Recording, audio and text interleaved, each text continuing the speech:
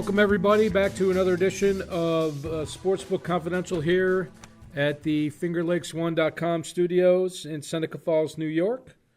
My name is John Sullivan, and I'm your host. And this little show is to help you learn and grow as a sports bettor. And let's get into it. We dug ourselves out of the snow and ready for a very interesting week in sports betting. And we've got some news and some big games to talk about. So there is no traditional sportsbook lesson today, but there is something that, before we get into the big news of the week, let's do what we always do and update our bankroll. And as you can see, I started my bankroll last week with $682 and did not have a very good week.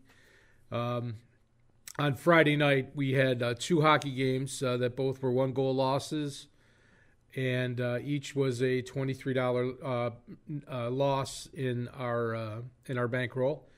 And then over the weekend, we had the Seahawks and the Chargers, and the Seahawks made it a game, but they did not come through, so that was minus $23. And the Chargers did come through, and that was plus 30 because they were plus 130 on the money line we had. And then on Monday night, the college championship game, which wasn't much of a game, our Alabama minus 5 was a big loser, and that was minus 23. So if you do the math, the new bankroll is $620, and dividing by 30, as we always do, will make our new bet size $21. So I have some interesting an interesting thing to talk about today, and it's just about to start in New Jersey, and that is the sports betting national championships. It's being put on by DraftKings, and I'm going to scroll down this page and give you a little information. So they're guaranteeing a payout of $2.5 million in this contest. It runs for 3 days, starting at noon today, and then it's going to go until the last bets can be placed at 4:45 on Sunday afternoon. So a little over 2 days. And it costs $10,000 to enter. And they take $5,000 of your entry, and they put that in a prize pool, and then the other $5,000 is on account with their sportsbook, where you can place bets, and the player that gets in the contest that gets the highest bankroll between Friday noon and then the end of the contest on Sunday, first prize is $1 million from the prize pool. So DraftKings guaranteed this $1 million prize, and they pay the top 25 finishers prize money. However, everybody that plays, if they win money, they get to keep that money. They start with their $5,000, and then whatever they finish with, whether it be $10,000 or $20,000 or $200, they get to keep that and take it home with them.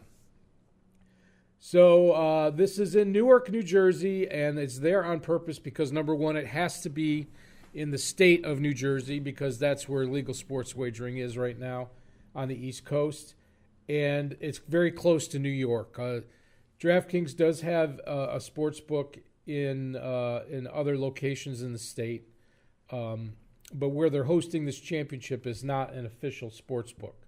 So all of the players will be betting on their phones with the app, the DraftKings app, and you can see right there, receive your $5,000, climb the leaderboard, and then you win a prize if you finish in the top 25 plus whatever you earn. And here's where it gets interesting. You can direct buy in for $10,000, or you can try to qualify through playing fantasy sports on the DraftKings website. And all the qualifiers are over. But at the last I checked, I don't think that, here we go. there you go. You can see the top prize is $1 million. And so if for some reason they got enough entries that would exceed the prizes that they're giving out, the prizes would actually go up. But they need about 530 contestants to break even on this contest so that the money coming in is equal to the money going out. And as of this moment, with a half an hour to go before the start of the contest, you can see there's less than 200 entries. So it looks like DraftKings is going to take a huge bath on this contest. But there are a lot of people I know from the fantasy sports industry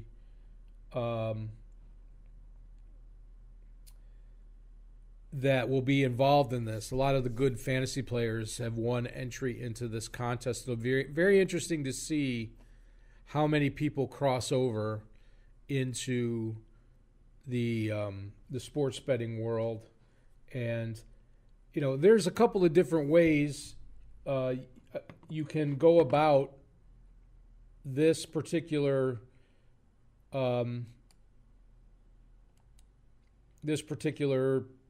contest. And I have a few comments here that I want to talk about, but from a betting perspective, if we're going to talk about actually placing the bets, you have to go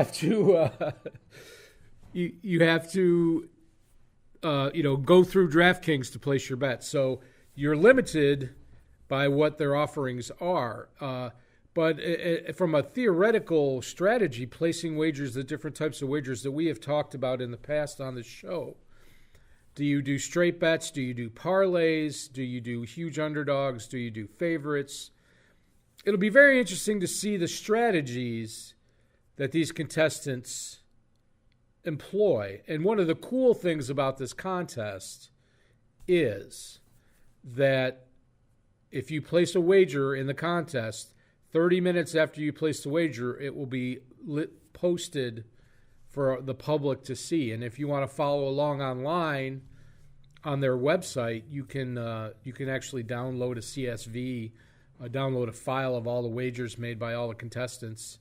If you want to pick through it, if you see somebody there at the contest that you would like to see what their strategy was and follow their wagers, well, you can check that out.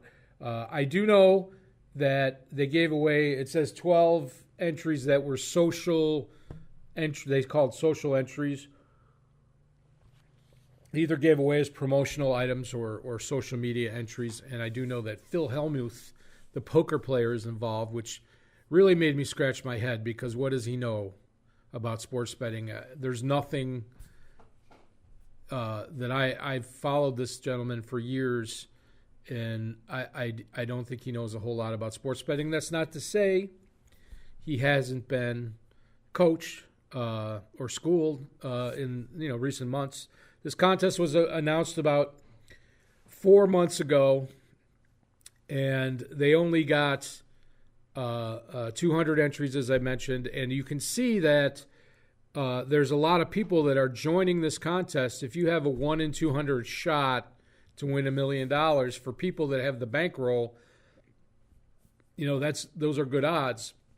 But it's a high variance contest, and if you're not familiar with that term, I mean it's a short-term deal. When you place wagers, as I just showed you my bankroll, updating my bankroll, that I had a 1 in 4 week. In the long run, I expect to be above water. I expect to be profitable, but over a short period of 48 hours, things can go really bad or really good.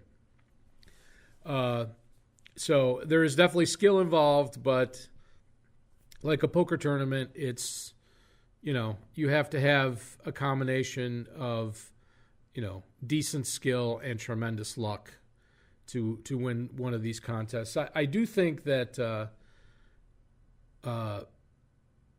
I would be very contrarian in my strategy if I were to participate in this, and I certainly don't have the extra 10K lying around to do it. But if you placed 3 money line bets or three wagers at minus 120 odds, just three favorites to win a game, and you roll your entire bankroll over. Because basically, if you were going to just a bet and make money on your bets, you wouldn't even enter the contest. You'd take your whole 10K and go bet with that. But since you're in the contest, you're giving up 5K to the prize pool, you're going to go for the big enchilada. So I would say if you could just place three bets at minus 120 and roll your entire bankroll over on those three bets, just win three bets in a row at an average of minus 120 odds, that's going to move your bankroll from $5,000 to a little over $30,000. So I think that would be my strategy, but I know there's people that are going to play these, 10-team parlays, and they're going to play all different kinds of combinations and hope they hit the perfect number on the, I call that the roulette strategy. They just throwing out chips on all the different numbers and hoping one of them hits. So it'd be very interesting to see. To me, it's a fascinating attempt to create a sports betting event. I feel like it's very misguided. There's a national handicapping event for horse bettors that runs every year. There's more than one, actually, and they're very well run, and they have lots of satellite events, and you do not you can buy into the championship, but you can work your way up to the big event, and you bet with your the bankroll they assign to you. You're not actually using your real money, but it's a way for somebody who's very good at horse handicapping to play with the against the biggest handicappers, on a big stage. So this is very interesting. Like I said, only 53 hours to place wagers. You can only go to DraftKings to place your bets, and you have to be up against their limits. I know CFL, I know Australian rules football. Those sports aren't going right now, but my point is they might not give me a line on any of those games, and I would have a tremendous advantage over other players, I think, in those sports. Only the top 25 finishers receive prize money, but if there's only 200 contestants, that's value to join that, but you got to have a bankroll to enter that. That's $10,000. If you're doing a 30-bet bankroll, that's $300,000 bankroll you need to have to take a shot at that, and just carry along with whatever else you do. So, very interesting event, and I will probably talk a little bit about that next week. But I don't know if that would be considered the true national championship. Hopefully they'll make some tweaks to that going forward. So on to our weekend in games. We have 4 NHL games tonight, and we have the Sabres at the Hurricanes. These are two pretty evenly matched teams. I expect both of them in the playoffs. However, Jack Eichel is a difference maker for the Sabres. I think everybody knows that. If he plays, if he doesn't play, big difference in the price. I would wait and be sure that he's in the game or out of the game, depending on what numbers you're getting. So I'm going to pass on that game tonight. And then you have the Red Wings at the Jets. Winnipeg's a tough place to play. The Red Wings are very competitive. They have a lot of young players improving. They also have a lot of aging, players like Cronwall and Vanek, and et cetera. They get actually decent goaltending for Jimmy Howard. That's not a bad value on the Red Wings, but I feel like that's going to be a tough game for them to win. Maybe take the +1.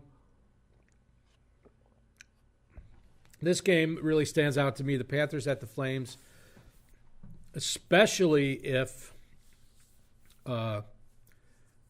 James Reimer is not playing for the Panthers, goaltending for the Panthers, and Mike Smith is goaltending for the Flames.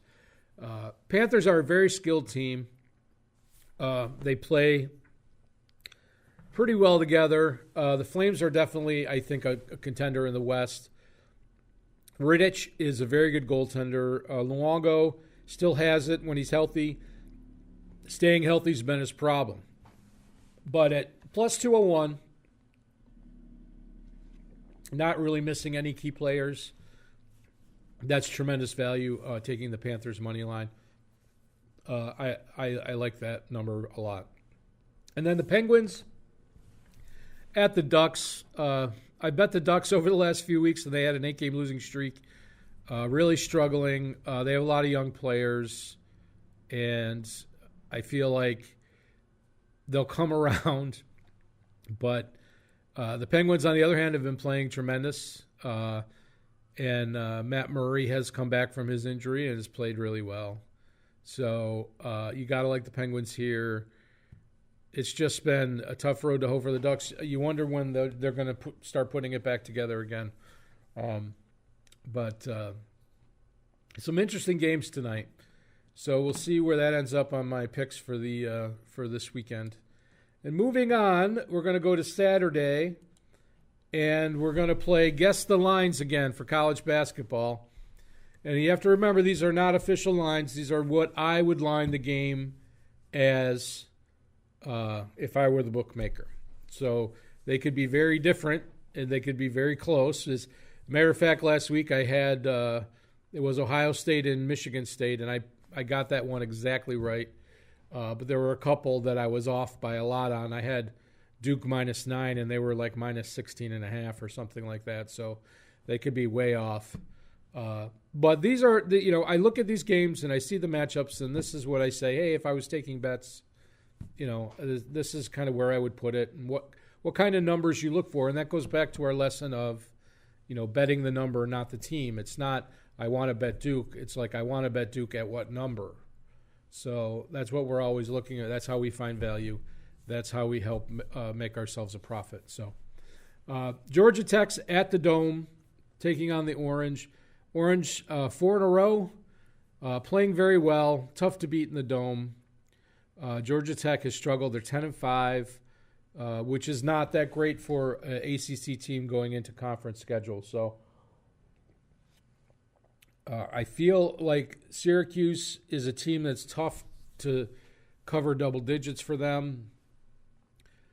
And I feel like they're definitely a 6-point favorite here, maybe 7.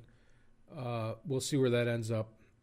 These lines should be out probably tonight by 7, Friday night, 7 p.m. on the East Coast. So in the Big Ten, we got number 16 Ohio State at Iowa. Even though Ohio State is considered the better team here, Iowa at home, very tough place to play. I have Iowa as a 3-point favorite, basically just a little bit of an edge on, with the home court. And, the Big Ten is going to be tough this year. I think it's going to be very balanced.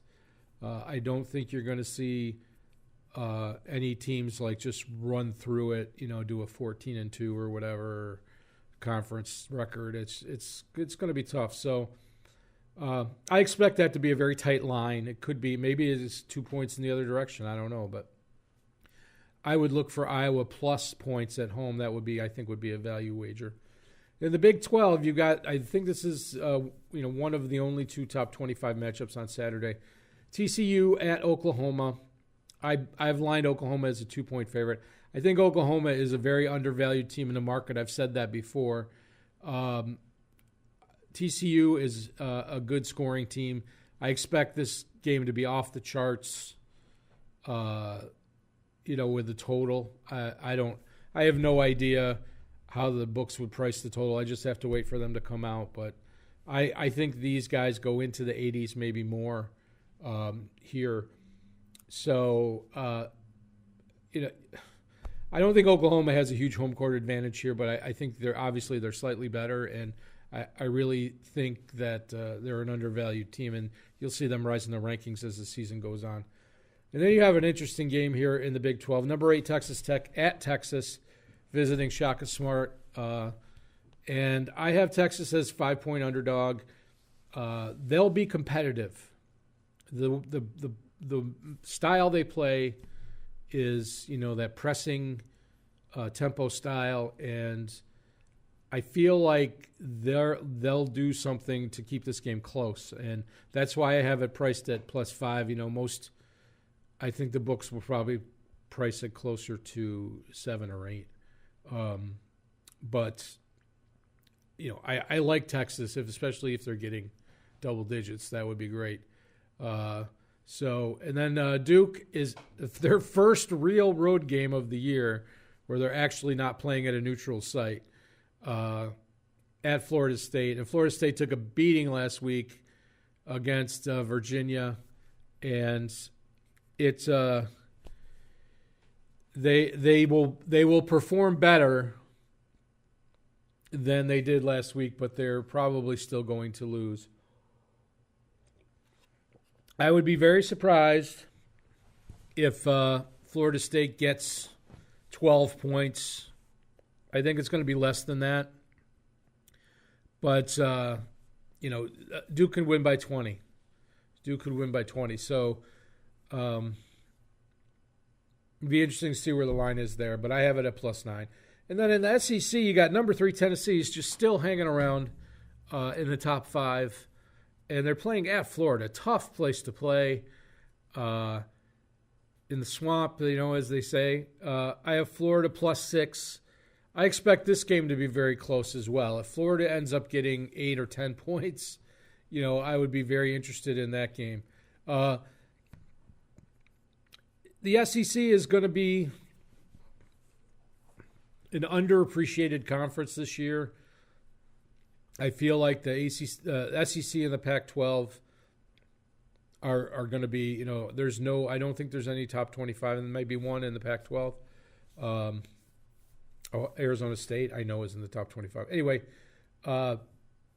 these games are going to fly under the radar. The point I'm trying to make is that when it comes to tournament time, you will have a lot of teams that play competitive basketball that are going to be tournament ready, that are going to fly under the radar as far as exposure and national exposure and whatnot. And this is one of those games where, these are two, top SEC basketball programs, but there's going to be a lot of those middling teams in these power conferences that will, show up in March and April. So those are my guesses for the lines on Saturday. We'll see how close I am. Again, I always like to check on Saturday morning to see where they're at. So let's move on to Sunday and the NFL divisional round of the playoffs. And we've got 4 games, and they're all pretty interesting to me. First on Saturday, we have the Colts at the Chiefs, -5 in 57. So this opened at 5, went down to 4.5, now it's back to 5. And the Colts are +5 at plus money, which means that they don't want to put it to 6, but it seems like they're getting a lot of money on the Chiefs. That's how I interpret it. Who's to say? A lot of people on Twitter, they say all this, sharp and square and pros and joes and all that stuff, and who's to say? I don't really know. But it seems to me like the bookmakers are saying they would normally put it at 6, but they don't want to. So we'll see. But the over-under 57, I looked at the games last week, and coaches were shockingly conservative in the wild card weekend round. I think your overall the quality of the defenses were better, but 57 is a really tall number here. Both of these teams can score points. I very rarely will bet a 57 over, but I like the under here,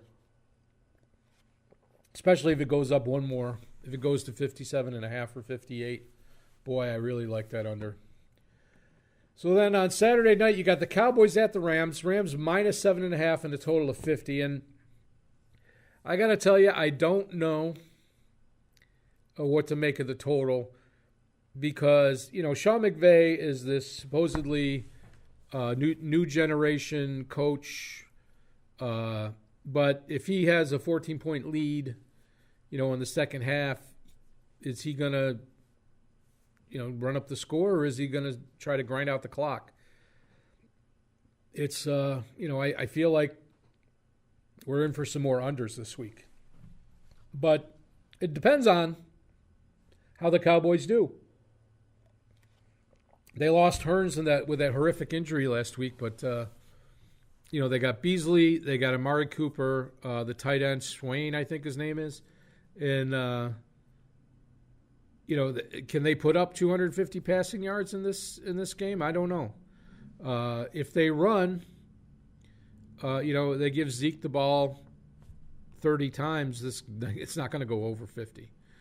7.5 is a lot of points, but I wanted to put a futures bet on the Rams to win the Super Bowl.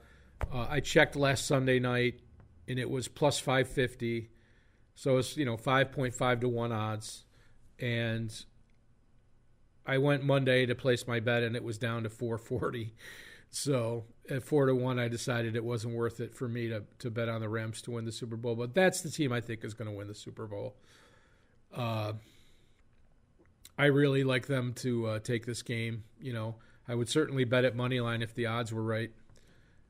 So we'll see how that ends out for everybody. And then on Sunday, you have the Chargers at the Patriots. So you've got two narratives coming to, crash together. You have the Chargers. They're undefeated playing outside of L.A. Anytime they've had to travel this year. They lost the game to the Rams, but that was in L.A., so they didn't travel. But as a road team, they've won every game except for that one. And then you have the Patriots, who at home are just phenomenal. Whether, it's whatever, for whatever reason, they always seem to find a way. And, 4 is about right here. I think the Chargers are going to be very competitive. And, it's interesting that Gronk really has been ineffective for the Patriots this year.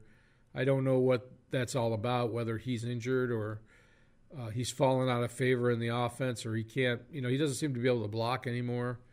And I feel like of all the obviously that's the lowest total at 47, but I feel like that is the one to go over.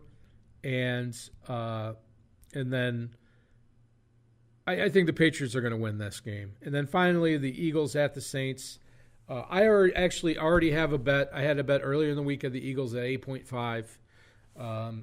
It's at 8 right now. If it gets back to 8.5 or 9, all over the Eagles. I think this is going to be a competitive game. This game could go over as well. The Saints, again, this is you're in the second half of a playoff game. You're not going to just throw the ball around and try to get up an extra score. You're going to grind it out. Ingram and Kamara, Taysom Hill, they're going to be doing these short runs, try to grind out clock and all that stuff. But Saints winning by 10, I don't know.